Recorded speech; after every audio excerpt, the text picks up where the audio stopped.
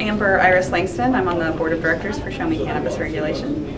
Well, I wanted to hear what the opposition has to say. Kevin Svet does a pretty good job, as good as one can do, and still argue against legalization. We got him to admit there at the very end that he thinks that adults should be able to do whatever they want in the privacy of their own homes if they're not hurting anyone. I thought that was a pretty amazing step. He's just shy of legalization, but I think saying he doesn't support legalization probably gets him a lot further in the world with his current title and jobs and that sort of thing. Kevin actually started as an activist when he was in college. He started a student organization that was anti-drugs, which I used to work for Students for Sensible Drug Policy.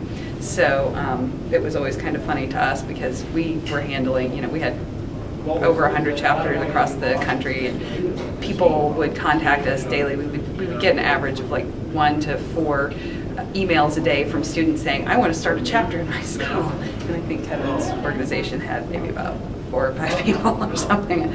I don't think it went very far. It certainly was not at multiple college campuses, but the powers that be love to hear a young person be anti-drugs, so they can put them up there and say, hey, tell us about your experience, and you get that like one fish in 1,000 that is going to have come out and said, hey, I went to the criminal justice system and I came out better. They had a young person on this panel who basically was saying the same thing. He said that he had gotten in trouble, he'd been using marijuana, then he started using other drugs, and he indicated that when he started using the other drugs, that was when the problems really started, but marijuana was part of that. He ended up getting caught in the criminal justice system and going through drug court and drug treatment, and in the end he realized he didn't want to use any substances, including marijuana.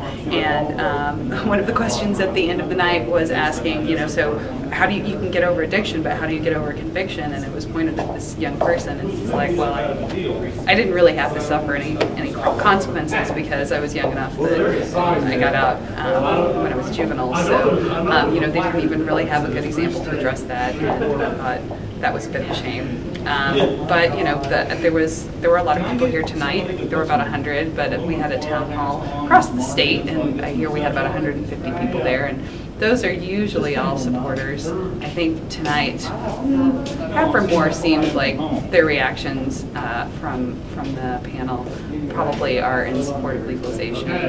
I know there were a lot more questions that were asked that were written that did not get asked on behalf of the people who support ending prohibition. So it was a little disappointing to not see all of the sides really represented, but overall I'm glad that people are having a conversation. I think the organization that hosted it, the Southwest Alliance for Missouri, or Alliance for Southwest Missouri, they're a really good organization. If you look at some of the things they do, they're approaching the issue of youth substance abuse from the right perspective. They want community involvement. They want to keep kids involved in activities that are positive and help with growth, and keep them from being idle and keep them from being in those situations where they start to get curious and start to use drugs when maybe their brains are too young to really have that experimentation. So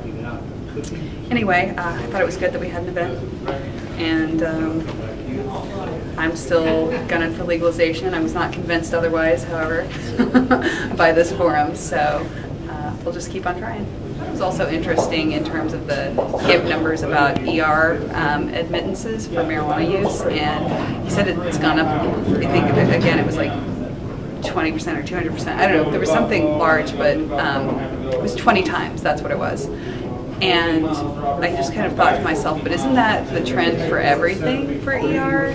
Like, isn't that like a giant problem in our healthcare system right now? Is that everybody's abusing ER instead of like going to their other practitioners? So I was very unswayed by that point.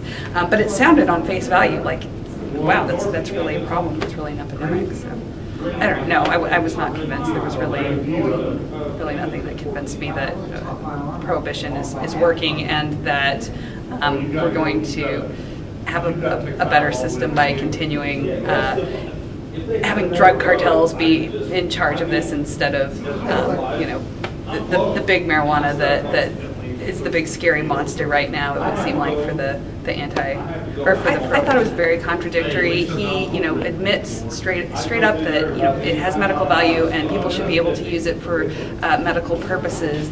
And then he says, well, but the medical laws don't work, so we can't have that. And basically, the only solution then is to give everything over to pharma. Yet at big pharma, like you said, yet at the same time, he says that big pharma is also bad. I mean, big pharma, how much do they advertise to kids? I mean, you know, I think it's a bit of an overblown fear, but you know, this whole propaganda from that side has always been based on fear.